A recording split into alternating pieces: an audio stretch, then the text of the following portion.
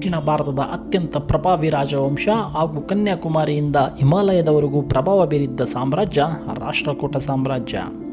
ಸುಮಾರು ಕ್ರಿಸ್ತಶಕ 755ರಲ್ಲಿ ಬಾದಾಮಿಯ ಚಾಲುಕ್ಯರನ್ನು ಸೋಲಿಸಿ ಆಳ್ವಿಕೆ ಶುರು ಮಾಡಿದ್ದ ದಂತಿದುರ್ಗ ಈ ಸಾಮ್ರಾಜ್ಯದ ಸಂಸ್ಥಾಪಕ. ರಾಷ್ಟ್ರಕೂಟರ ಒಟ್ಟಾರೆ 15 ರಾಜರ ಪೈಕಿ 1ನೇ ಕೃಷ್ಣ, ಮುಮ್ಮಡಿ ಗೋವಿಂದ, 1ನೇ ಅಮೋಘ ವರ್ಷ ಮತ್ತು 3ನೇ ಕೃಷ್ಣರ ಕಾಲದ ಆಳ್ವಿಕೆಯಲ್ಲಿ ಪಲ್ಲವರ, ಚೋಳರ, ಪಾಂಡ್ಯರ, ಗಂಗರ ಮತ್ತು ಪಶ್ಚಿಮ ಚಾಲುಕ್ಯರ ವಿರುದ್ಧ ಗೆದ್ದು ಸಾಮ್ರಾಜ್ಯ ವಿಸ್ತರಣೆ ಮಾಡಿದರು. ಅದರಲ್ಲೂ 1ನೇ ಅಮೋಘ ವರ್ಷನ ಆಡಳಿತ ಮಿಕ್ಕೆಲ್ಲ ಸಾಮ್ರಾಜ್ಯಗಳಿಗೂ ಮಾದರಿ. ಸುಮಾರು 65 ವರ್ಷಗಳ ಕಾಲ ಆಳ್ವಿಕೆ ಮಾಡಿ ಮೊದಲ ರಾಜನಾಗಿದ್ದ ಇವರು ಜೈನ ಧರ್ಮದ ಆಶ್ರಯದಾತ. ಕನ್ನಡ ಸಾಹಿತ್ಯಗಳಿಗೆ, ಶಾಸನಗಳಿಗೆ ಹೆಚ್ಚು ಪ್ರೋತ್ಸಾಹ ಕೊಟ್ಟು ಸಾಹಿತ್ಯ ಪ್ರಿಯ ರಾಜ ಎಂದು ಬಿರುದಾಂಕಿತನಾದ. ಕನ್ನಡದ ಕವಿರಾಜಮಾರ್ಗ ಎಂಬ ಗ್ರಂಥ ಬರೆದು ಕನ್ನಡ ಸಾಹಿತ್ಯ ಲೋಕಕ್ಕೆ ಅಪಾರ ಕೊಡುಗೆ ನೀಡಿದ ಇವರು ಮಾನ್ಯಕೇಟವನ್ನು ರಾಜಧಾನಿಯಾಗಿ ಮಾಡಿಕೊಂಡು ಆಳ್ವಿಕೆ ಮಾಡಿದರು.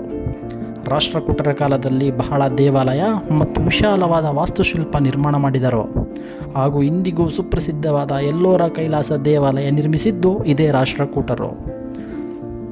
ಆನೆ ಮತ್ತು ಕುದುರೆ ಸಂಕೇತದ ನಾಣ್ಯಗಳನ್ನು ಚಲಾವಣೆಗೆ ತಂದವರು ಇವರೇ.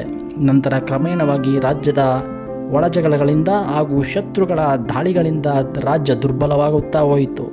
ಅಂತಿಮವಾಗಿ ಕ್ರಿಸ್ತಶಕ 982ರಲ್ಲಿ 4ನೇ ಇಂದ್ರನನ್ನು ಕಲ್ಯಾಣಿ ಚಾಲುಕ್ಯರ ತೈಲಪನು ಸೋಲಿಸಿದ ನಂತರ ರಾಷ್ಟ್ರಕೂಟರ ಆಳ್ವಿಕೆ ಅಂತ್ಯವಾಯಿತು. ರಾಷ್ಟ್ರಕೂಟರು ಸೋತರೂ ಅವರ ಕಲೆ, ಸಾಹಿತ್ಯ ಮತ್ತು ಕನ್ನಡದ ಗೌರವ ಅಜರಾಮರ.